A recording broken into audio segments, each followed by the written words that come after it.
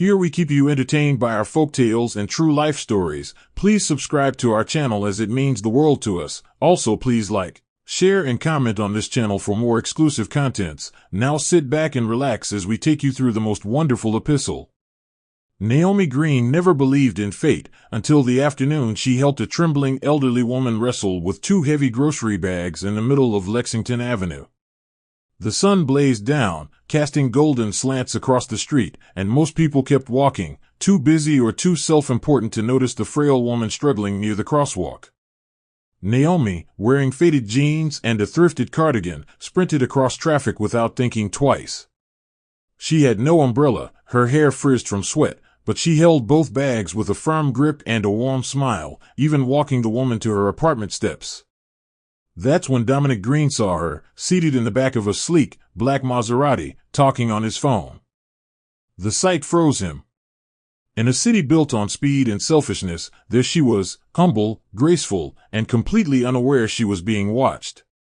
He lowered his sunglasses, muttered an excuse to his assistant, and stepped out, drawn by something he couldn't explain.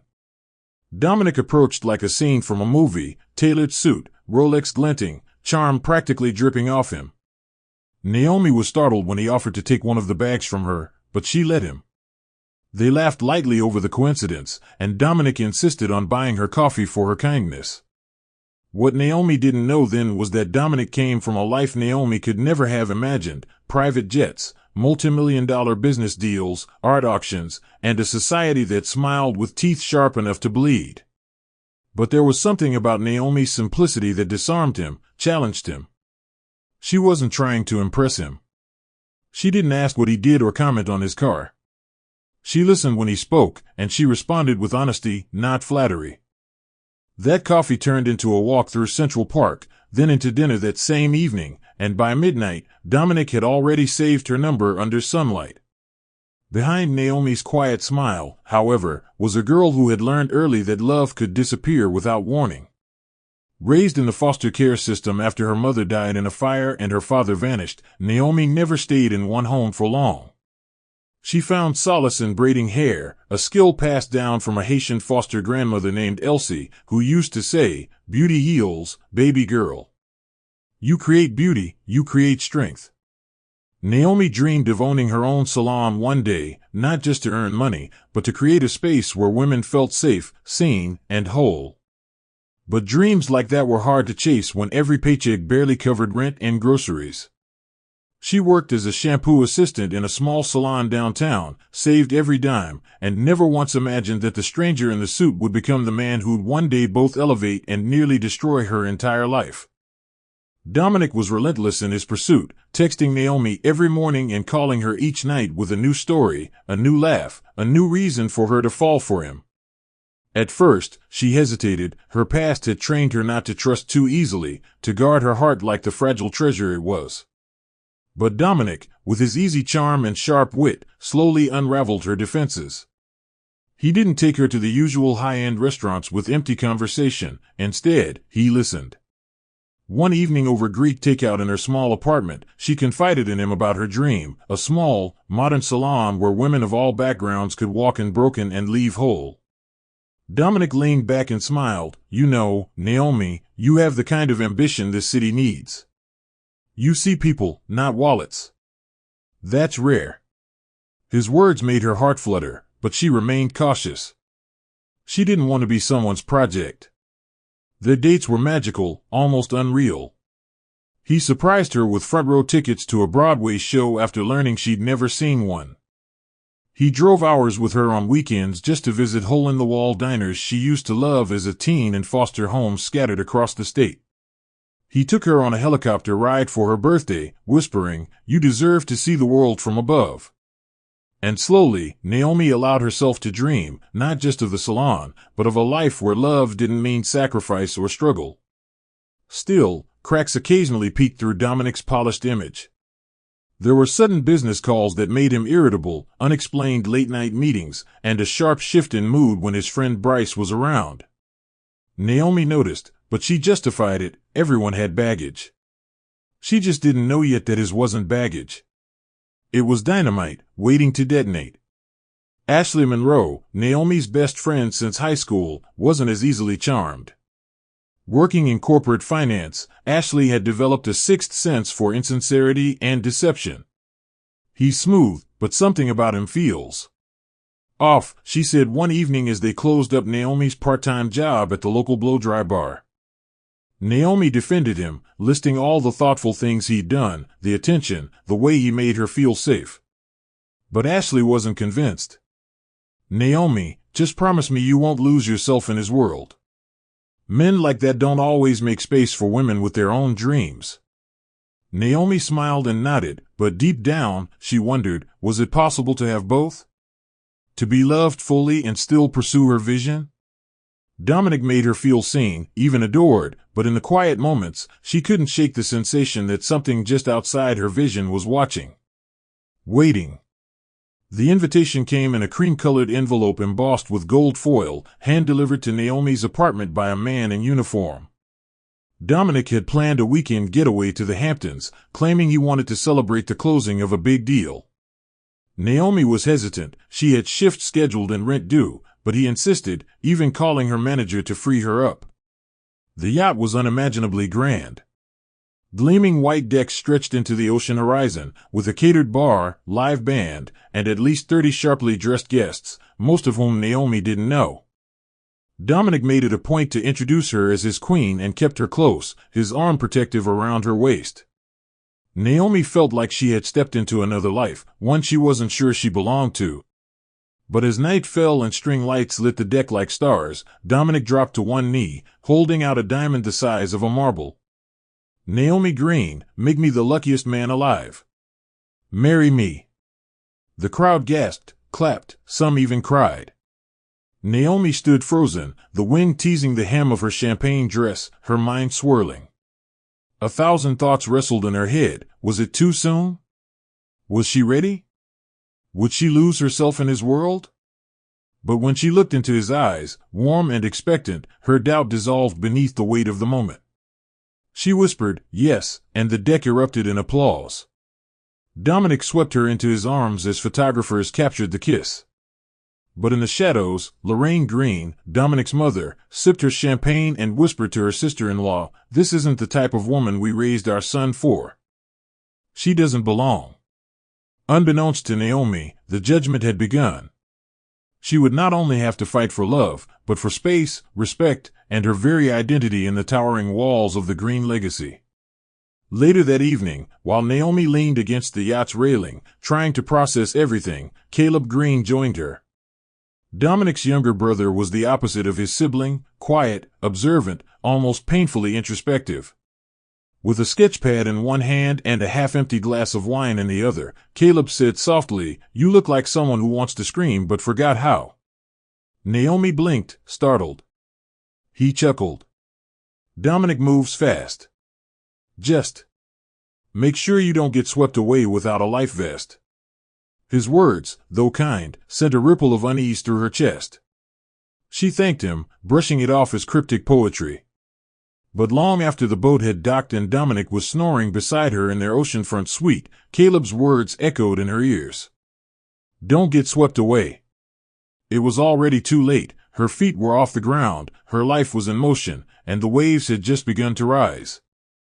The months leading up to the wedding were a whirlwind of fittings, tastings, interviews, and non-stop luxury.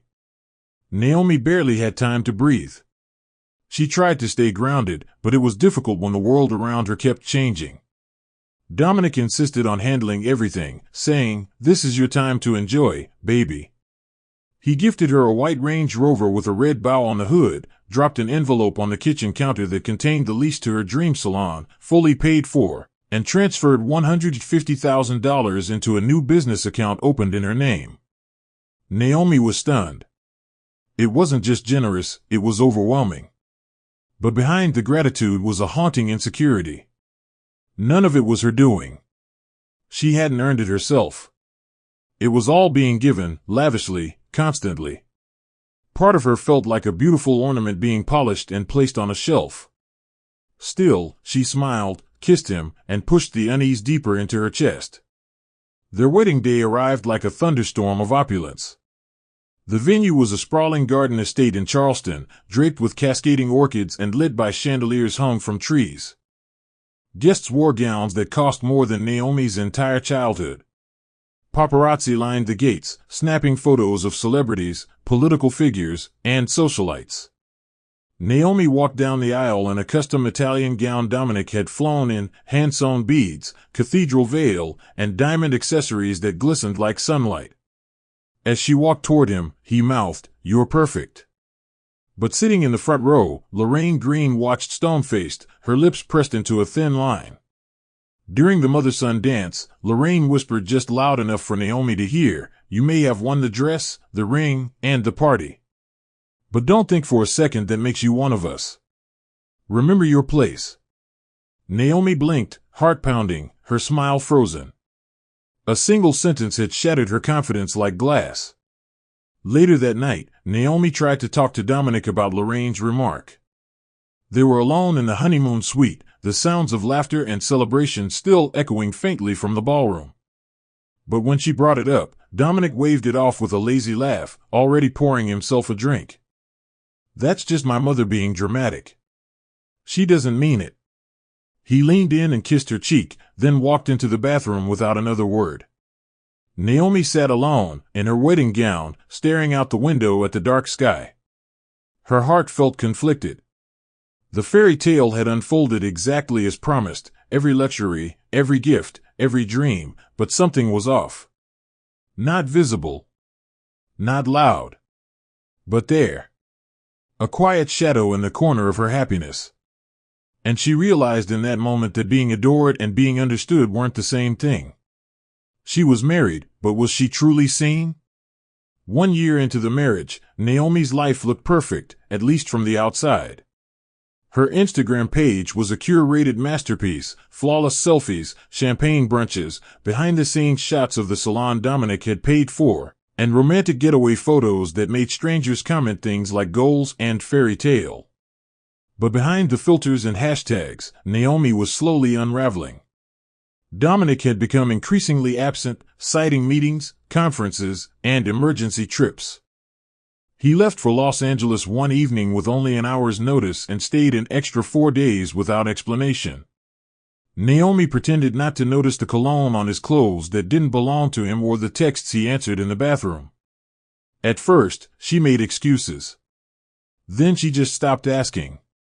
Her heart, once overflowing with admiration and gratitude, had started to fill with doubt. It was subtle, like water seeping through cracks.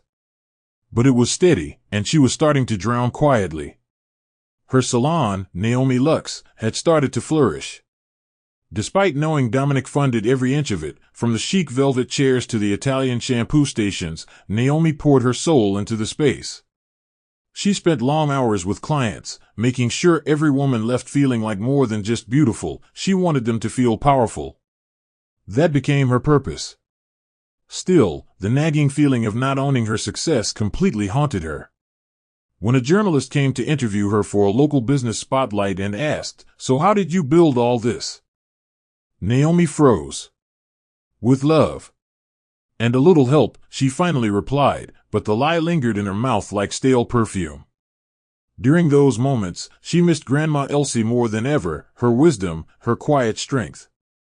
Naomi often found herself braiding a mannequin's hair at the back of the shop just to think, the way she used to when the world became too loud. It was during one of those quiet evenings at the salon, after the last customer had left and the staff had clocked out, that Naomi met Kendra. She was young, sharp, and had just relocated from Florida. She had a confident tone, stylish taste, and experience in luxury salons. Naomi, craving competent help, hired her on the spot. Kendra was a fast learner and popular among clients. At first, Naomi was grateful, even a bit relieved, finally, someone to lean on. What Naomi didn't know was that Kendra was already familiar with Dominic. Not as a stranger. Not as a client. But as someone whose name she had whispered more than once in private. Kendra never mentioned their past. She played her part well. Smiled in Naomi's face. Studied her.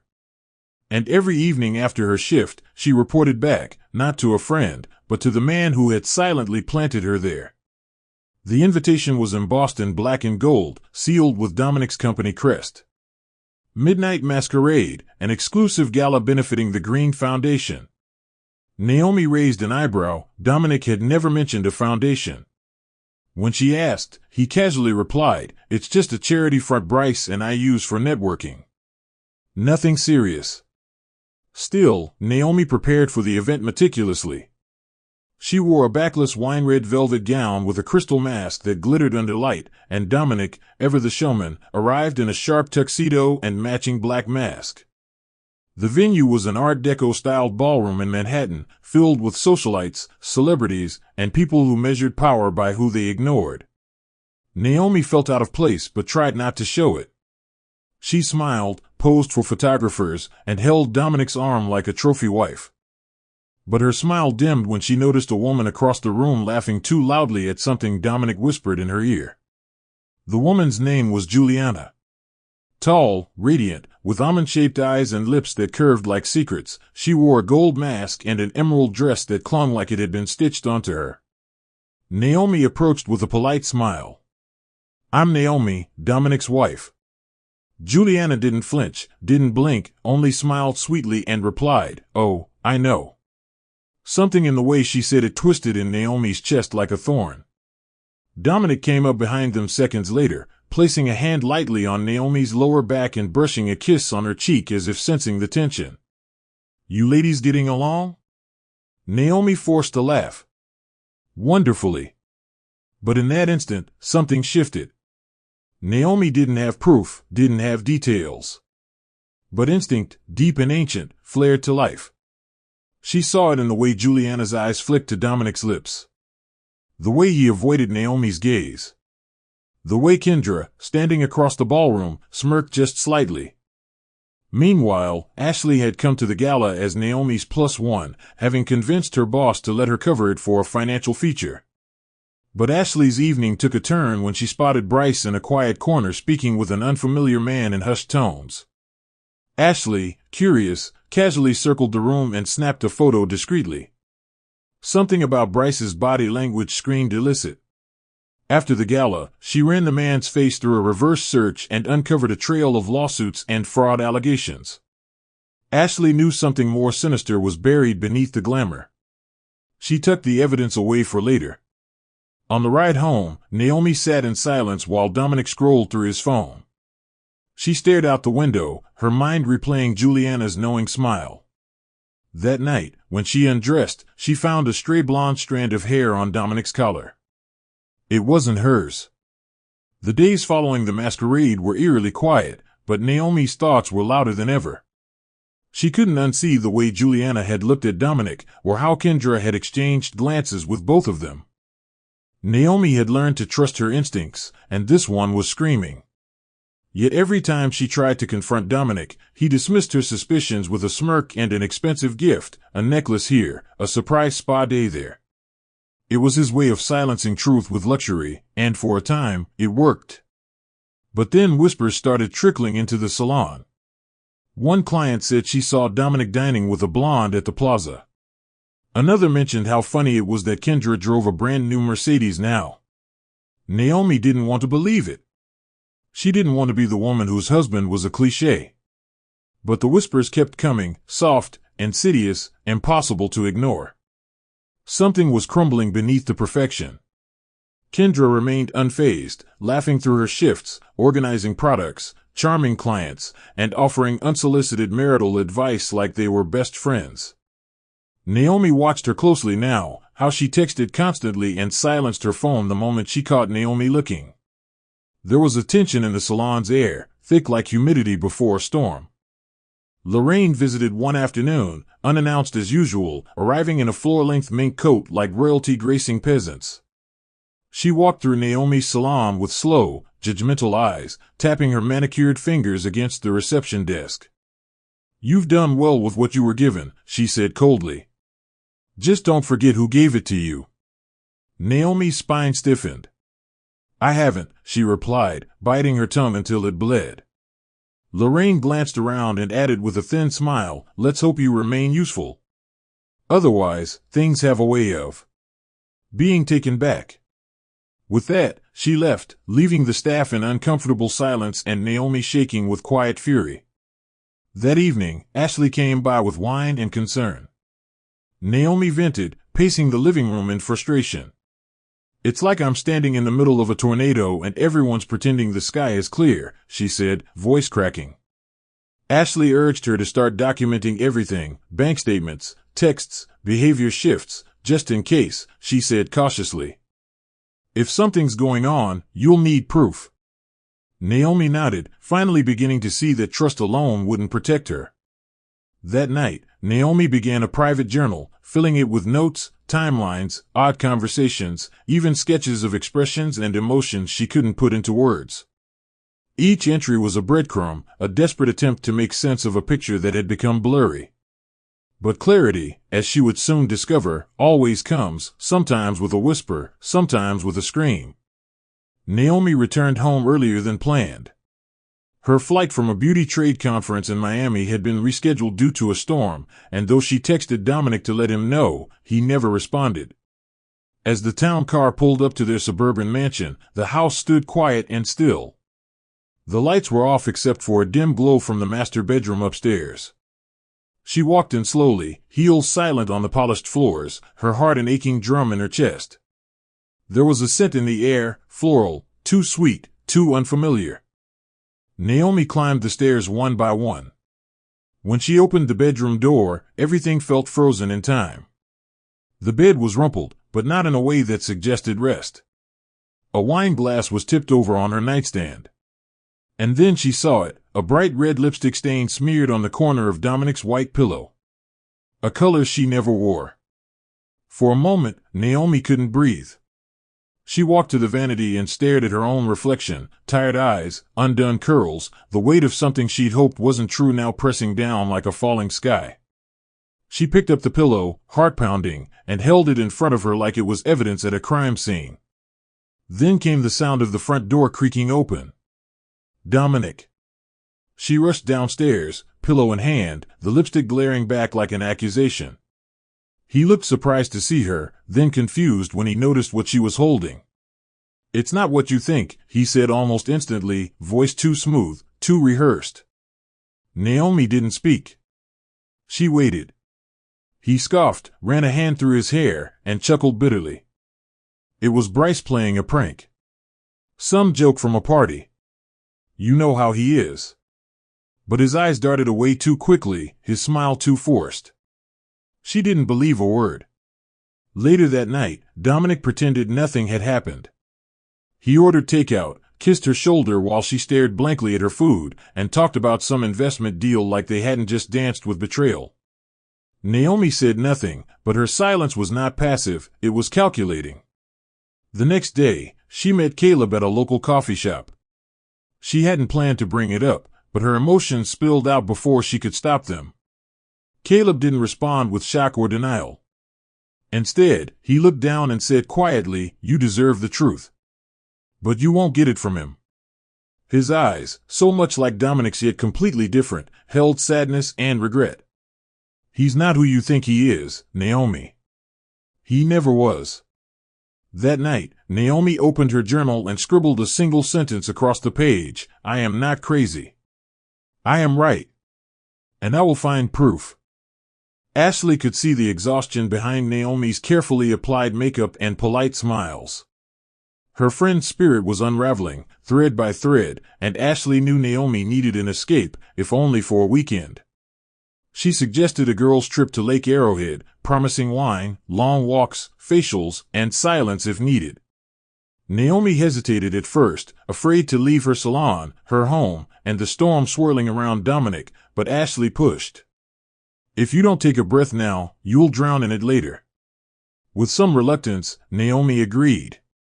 Kendra volunteered, almost too eagerly, to cover the salon in her absence.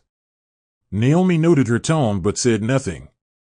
On the surface, the trip was lovely. The lake glistened beneath a September sun, the air fresh and untouched by city drama. But at night, Naomi's dreams were haunted by lipstick stains, masked smiles, and the growing fear that her marriage was nothing more than a well-packaged lie.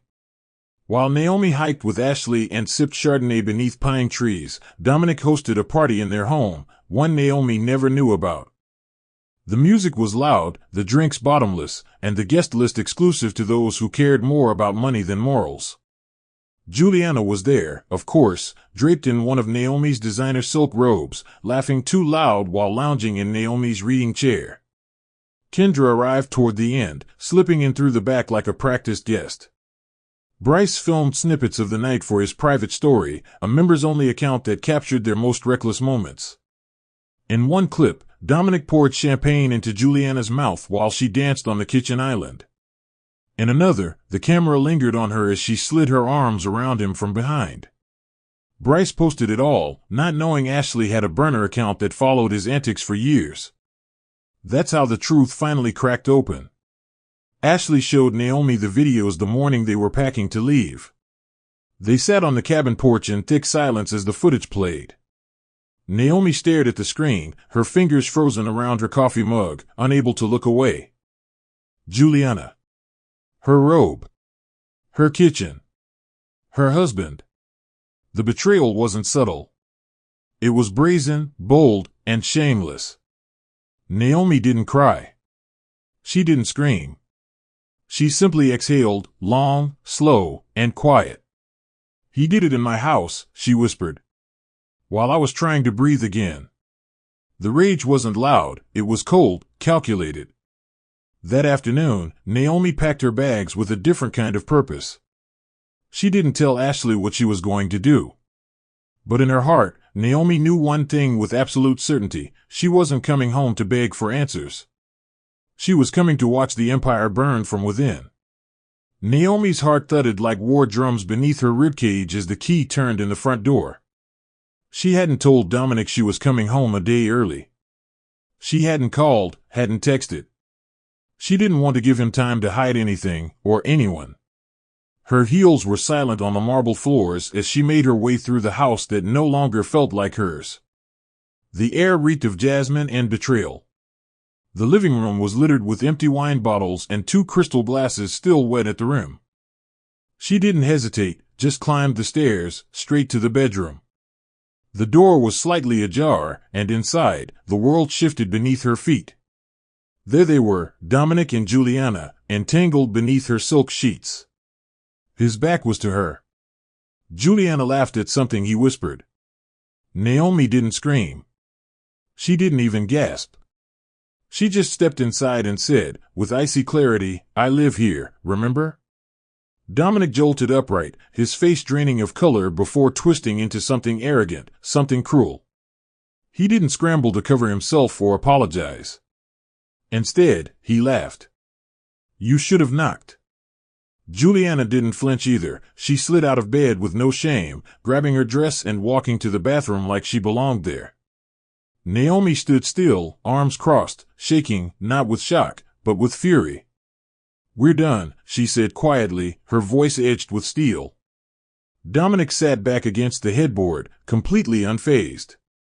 "You sure you want to do that?" he asked, eyes dark and taunting. "You really think you can survive without me?" Naomi stared at him. "Watch me." That moment didn't break her, it forged her. But she didn't yet know how cruel Dominic could be when the illusion of control slipped from his hands. What came next would redefine the word war. By that evening, Naomi had packed her essentials and checked into a hotel under her maiden name. She didn't cry. She didn't call Ashley yet. She just sat alone in the dim light, her journal open in front of her, and wrote 2 words over and over: "I'm done." The next morning, she sent Dominic a formal message. She wanted a divorce. The response came in less than a minute. "Fine. But I'll take back everything I've ever given to you." And true to his word, that very afternoon, the salon locks were changed, her Range Rover was towed from the hotel parking lot, her business account was frozen, and the wardrobe she'd carefully curated over years, designer heels, handbags, dresses, was boxed up and hauled away by men who wouldn't meet her eyes. Dominic's final message that day was the cruelest. Let's see how far you'll get without my help. Naomi stared at the screen, unblinking. He had declared war. So would she. Naomi returned to the salon 2 days later, thinking maybe, just maybe, she could salvage what remained of the life she built. But when she inserted her key, the door didn't budge.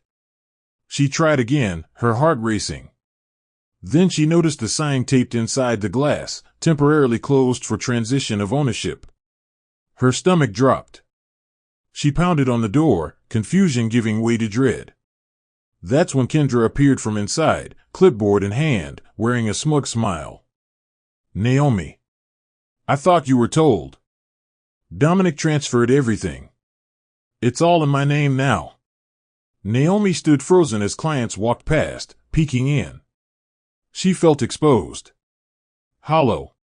You were in on it the whole time, she said, voice barely a whisper. Kendra leaned in. You should have kept your husband happy. That day, Naomi lost more than a building. She lost her dignity. Her dream.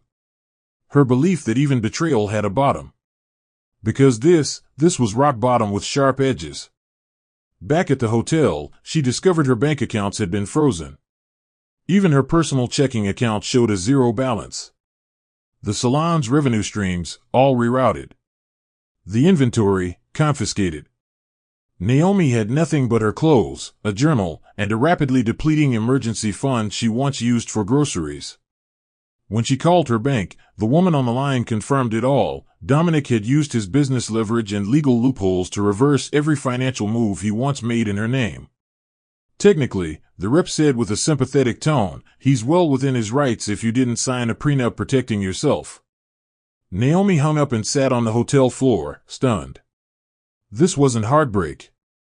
This was erasure. Dominic didn't just want her gone, he wanted to ensure she couldn't rise again. And yet, beneath the crushing despair, something strange stirred in her chest. Not rage. Not pain. Resolve. Cold, hard, unshakable resolve. Later that evening, Lorraine called. Naomi didn't answer, but the voicemail played anyway. I told you from day one, didn't I? You were never one of us. You were borrowed, like jewelry for a party. And now the party's over. I suggest you return to wherever you came from and stop embarrassing yourself. Naomi sat still, listening to the venom in the older woman's voice, letting it seep into her bones like acid. But what Lorraine didn't understand was that Naomi had survived worse than this. She had survived foster homes, hunger, being forgotten. She knew how to start from nothing, because that's where she came from. This fall was not her ending. It was her reset. And as she stared at her reflection in the mirror, makeup smudged, eyes red, she whispered, he took everything back. Good. Now when I rise, it'll be mine. All mine. And for the first time since walking away, Naomi smiled. Naomi moved out of the hotel when her funds could no longer cover the nightly rate. She crashed on Ashley's couch, grateful yet ashamed. The once polished woman who had driven a Range Rover, owned a glamorous salon, and wore custom heels now shared a one-bedroom apartment with her best friend, sleeping on a lumpy pull-out bed with a torn blanket and aching bones. Naomi didn't complain. She woke up early, helped clean, cooked when Ashley worked late, and filled every moment with job applications and loan requests. But each rejection email cut deeper than the last. We regret to inform you, became a haunting refrain. Dominic had made sure her name was blacklisted, professionally and financially. Naomi couldn't even get a gig washing hair at chain salons. Her credit score had plummeted. Her name, once trending for beauty and grace, had become toxic. All because she dared to walk away. One afternoon, Naomi sat on a crate in the corner of Ashley's kitchen, her knees pulled to her chest, holding Caleb's old painting, the one he'd gifted her secretly after the yacht proposal. It was a portrait of her, eyes closed, head slightly bowed, surrounded by fire and gold. At the time, she hadn't understood it. But now, staring at it under the faint flicker of a dying bulb, she saw it clearly. It wasn't a woman breaking. It was a woman burning, transforming. That realization didn't pay the bills, but it kept her alive inside. It reminded her that pain wasn't permanent and silence didn't mean defeat. Still, nights were the hardest. She cried into pillows, muffling sobs so Ashley wouldn't hear. She journaled like mad, writing down dreams, plots, business names, client memories, and affirmations. Even while stripped of everything, Naomi refused to be erased. There was power in planning when you had nothing left to lose. Meanwhile, across town, Kendra now ran Naomi Luxe like a soulless empire. Prices skyrocketed. The once comfortable environment became sterile and cold. Loyal clients left silently, unable to afford or stomach the arrogance that had replaced Naomi's kindness. Staff turnover surged. But Kendra didn't care. Dominic rewarded her handsomely, even took her to Cancun for a weekend retreat. Rumors swirled that she and Dominic had been more than business allies long before Naomi ever suspected. Naomi heard whispers through the few industry friends who still dared to speak to her. Each new betrayal stung, but she didn't chase rumors. She chased strategy. If Dominic thought taking everything would bury her, he'd forgotten one crucial truth: Naomi Green had already survived the worst kind of nothing. And now, stripped bare and sleeping beneath peeling paint and broken blinds, she began crafting something that no man could ever take, a comeback forged in silence. Ashley had watched Naomi shrink into the corners of her own shadow for weeks, and it broke her heart more each day.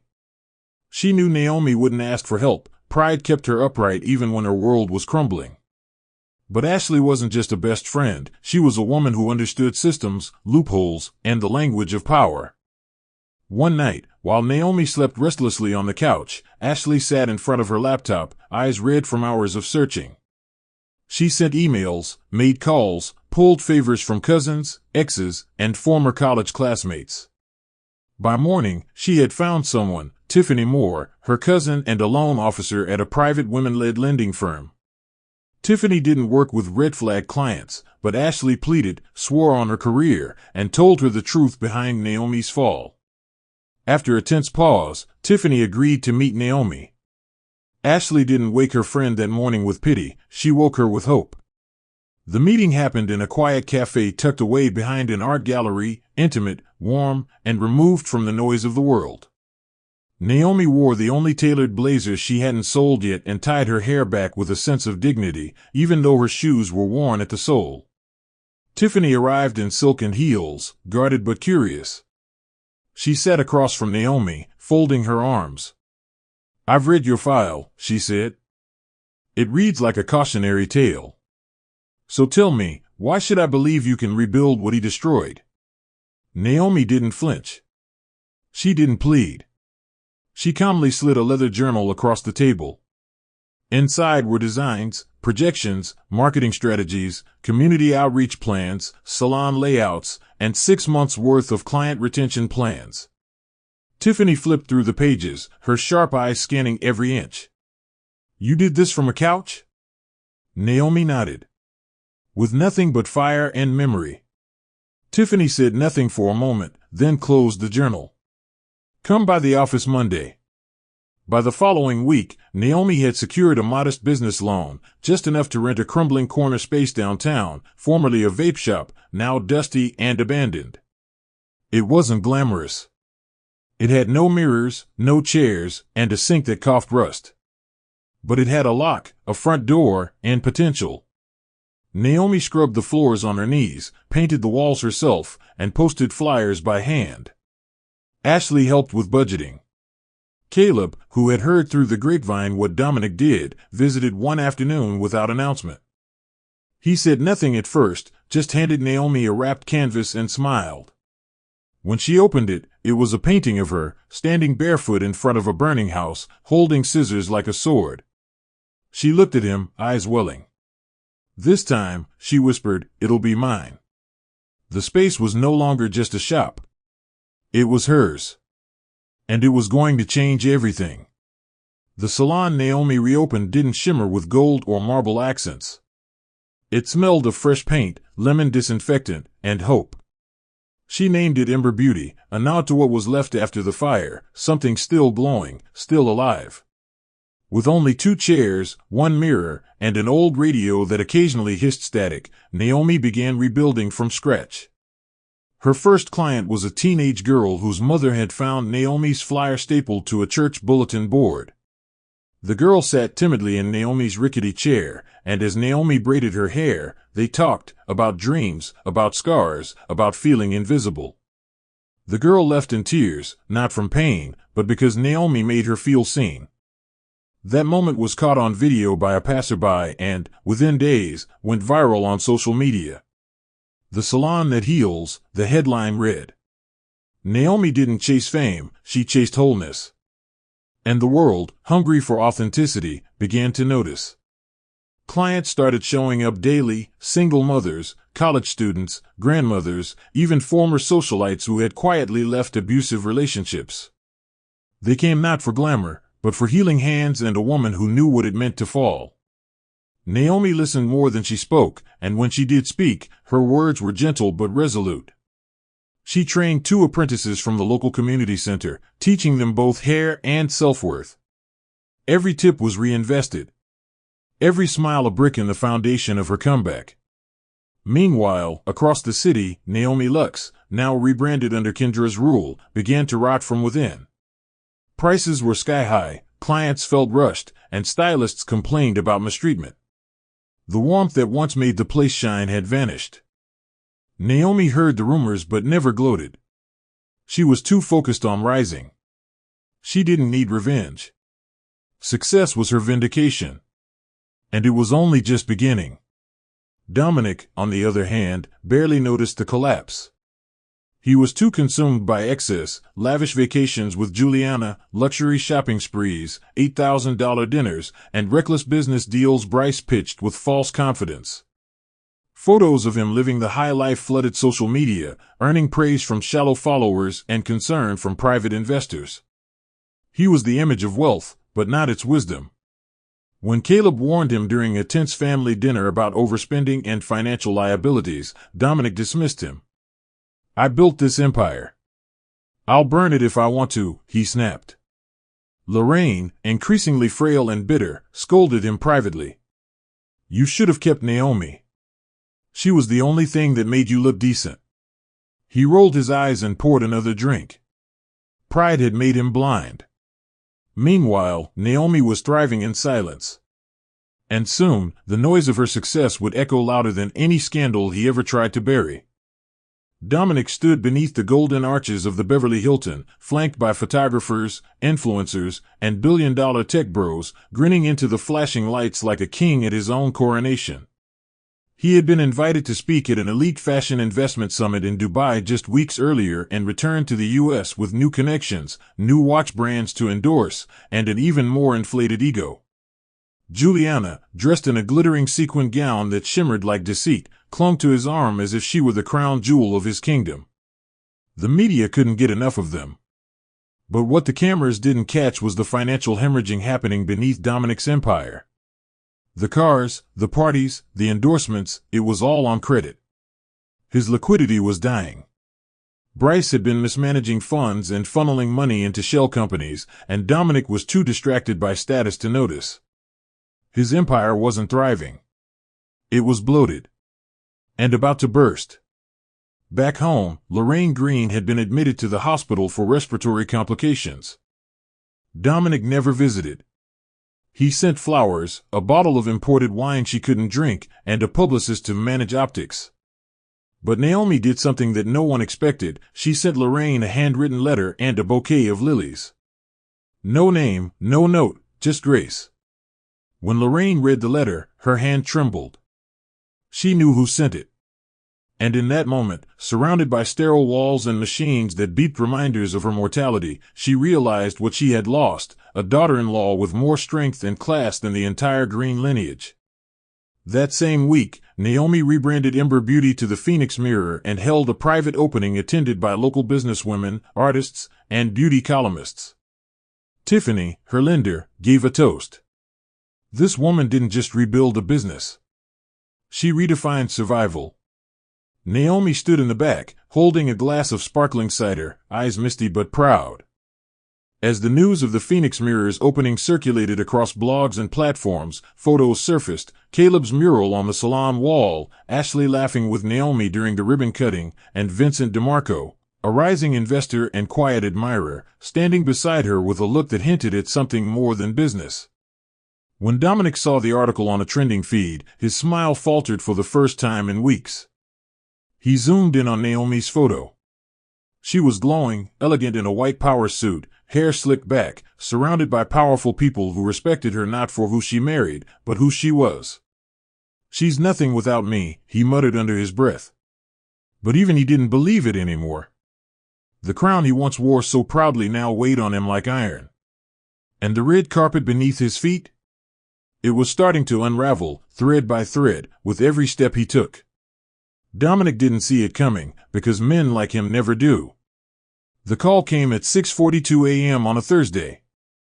His CFO, voice tight and panicked, explained that multiple business accounts had been frozen due to irregularities flagged by the IRS. Dominic rolled over in bed, brushing off Juliana's sleeping form, confused and half awake. "What do you mean frozen?" he barked. "It's a mistake." But it wasn't. Bryce's mishandling of funds had triggered a federal audit. Offshore transactions, false consultant reports, misreported revenue, years of arrogance collapsing under the weight of their own deception. Dominic's personal assets, cars, watches, the Manhattan penthouse, were now under review. Calls to Bryce went unanswered. When he finally tracked him down through a third party, Bryce was already on a yacht in Greece, unreachable and unapologetic. Dominic stared at his phone, hands shaking, as everything he'd flaunted, the lifestyle, the empire, the illusion, began to slip from his grasp like sand. Juliana, ever loyal when the champagne flowed, vanished the moment the rumors hit the press.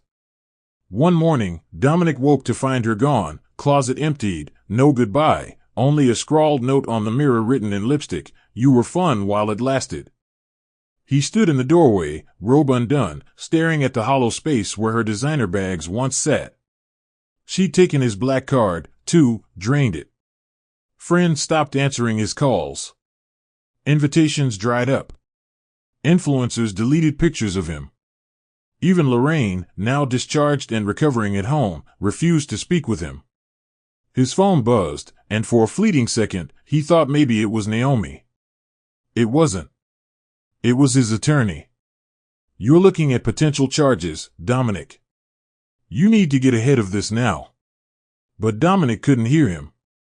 He sank to the floor, head in his hands, surrounded by the silence of a mansion that had become his prison. Meanwhile, Kendra showed up to Naomi Luck's for a regular morning only to find a legal notice taped across the glass, property seized for investigation. Her scream echoed down the street as passers-by paused to watch the spectacle. Her reign had lasted just long enough to taste power before it turned to ash in her mouth.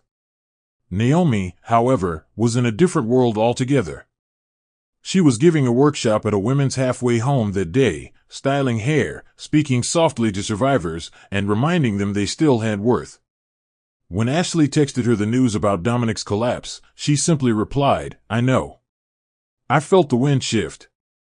Caleb stopped by the salon later that evening with fresh flowers and a quiet smile. "The kingdom fell," he whispered.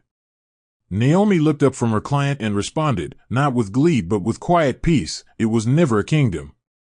Just a house of cards." The nomination email came late in the evening, just as Naomi was closing up the Phoenix Mirror.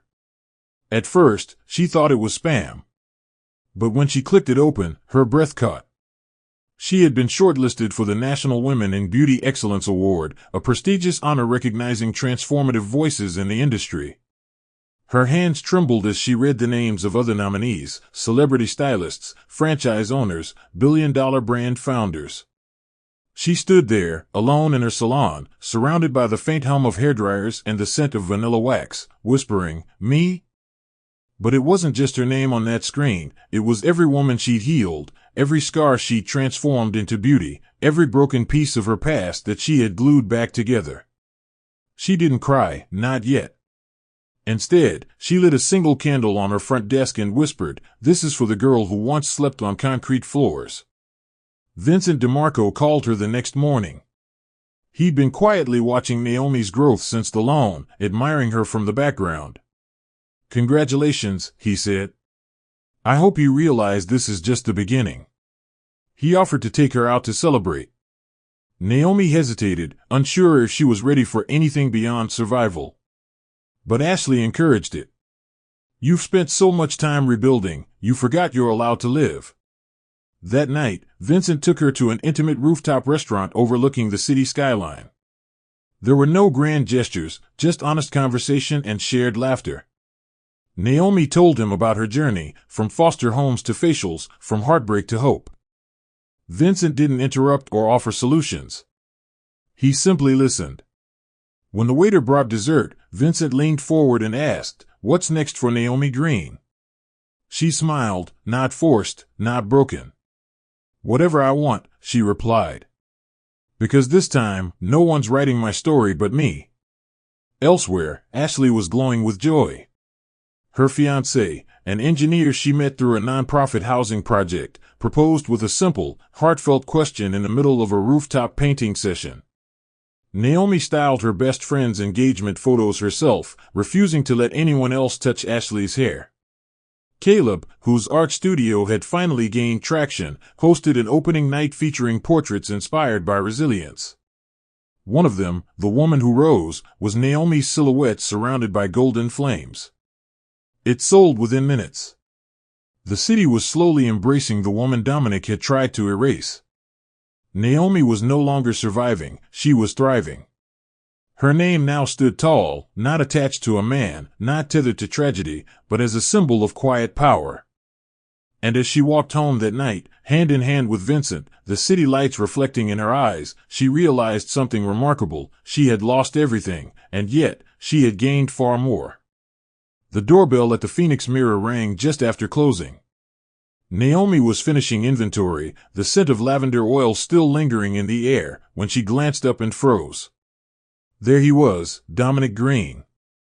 Not in his tailored suits or Rolex, not with polished shoes or cologne, but in faded jeans, a wrinkled button-up, and shoes that looked borrowed. His eyes were sunken, voice gravelly. "Naomi, can I talk to you?"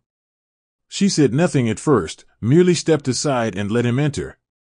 He stood inside the place she had built, brick by broken brick, and looked around, visibly shaken. "You did all this?" he asked. Naomi nodded, arms crossed.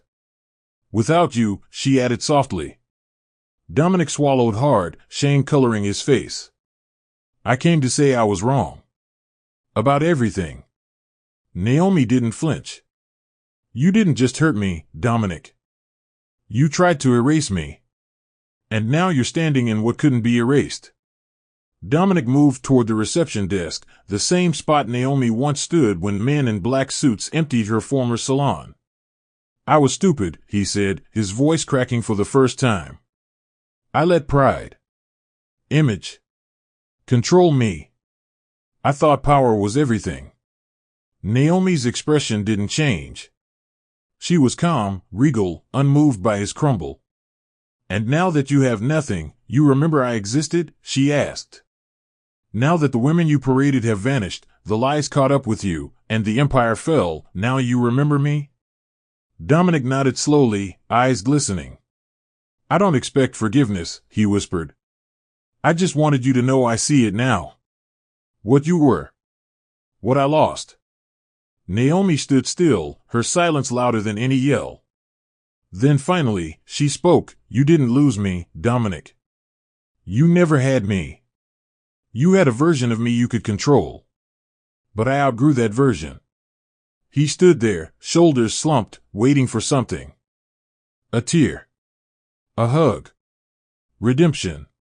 But Naomi walked past him, locked the front door behind him, and turned the sign to closed. "I have somewhere to be," she said without looking back. He watched her pick up her coat and keys, her posture straight, heels sharp against the wooden floor. "Take care of yourself," she added as she opened the door. Dominic stepped outside, stunned by her grace, and turned just as the door closed behind him with a soft but final click. No one heard his apology but the air. No audience. No camera. No savior. Just a man who had everything and destroyed it. Naomi stood behind the door for a second, letting the silence settle. Then, without a single tear, she walked toward her car, heart steady. Closure wasn't a conversation. It was a decision. And she had already made it. The vineyard was bathed in soft amber light as the sun began to dip behind the hills, casting golden rays across the rows of white chairs and floral arches. Ashley's wedding was intimate, elegant, and bursting with love. Naomi arrived early, dressed in a deep plum gown she had stitched herself in memory of Grandma Elsie's quiet elegance. As maid of honor, she had done Ashley's hair, an intricate updo woven with tiny pearl pins and soft waves that framed her friend's glowing face. Caleb, standing at the altar in a custom navy suit, locked eyes with Ashley as she walked down the aisle, and Naomi swore she had never seen two people more anchored in one another. But this wasn't just their wedding, it was Naomi's rebirth, too. This vineyard, this moment, this celebration, it was the closing of an old book and the opening of a new, unwritten chapter for them all. During the reception, Naomi stood near the dance floor, barefoot now, sipping champagne and watching guests sway under a canopy of fairy lights. Vincent approached from behind, sliding beside her without a word, their shoulders barely touching.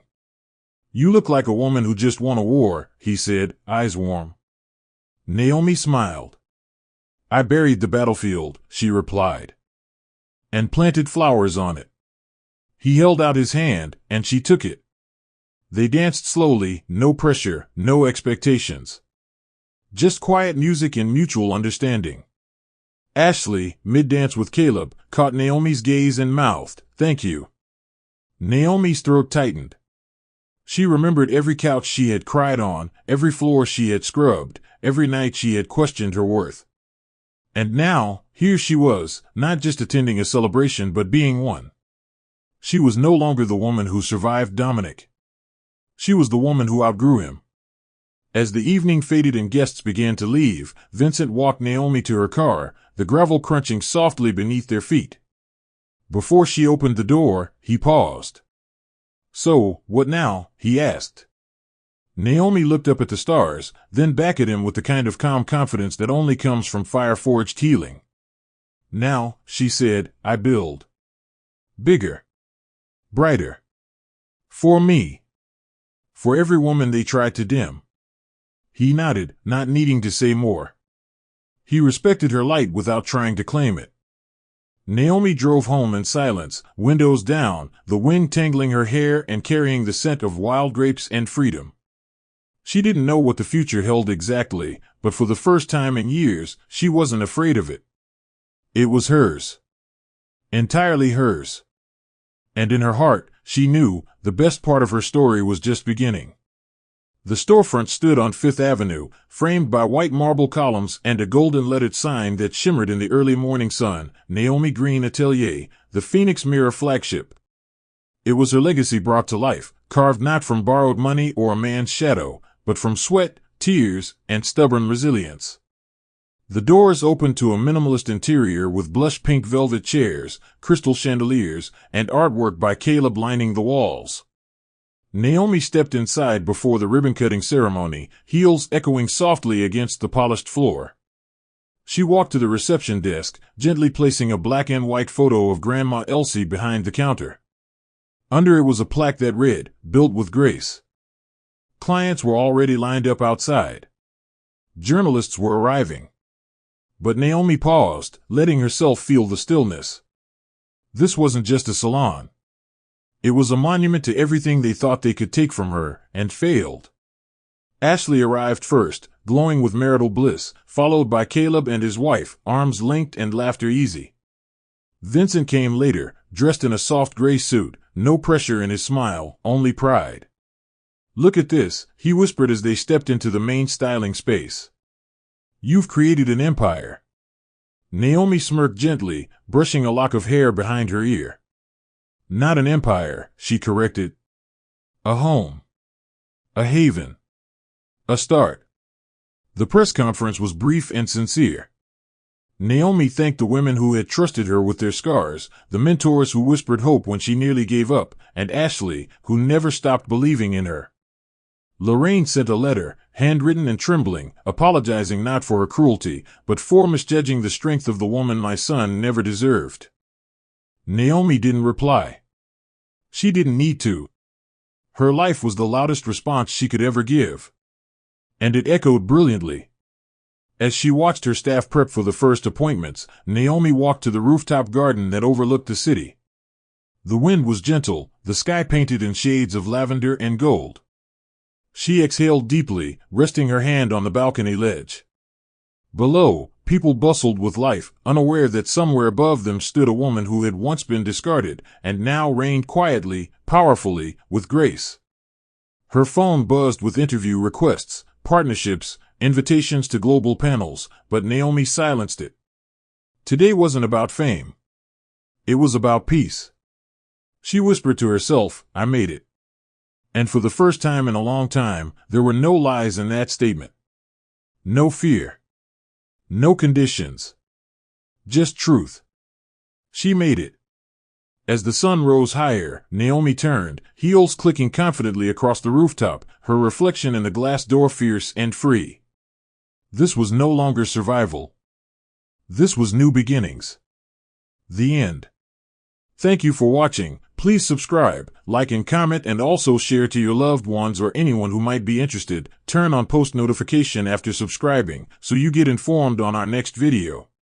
Thank you, and I'd see you next time. Bye for now.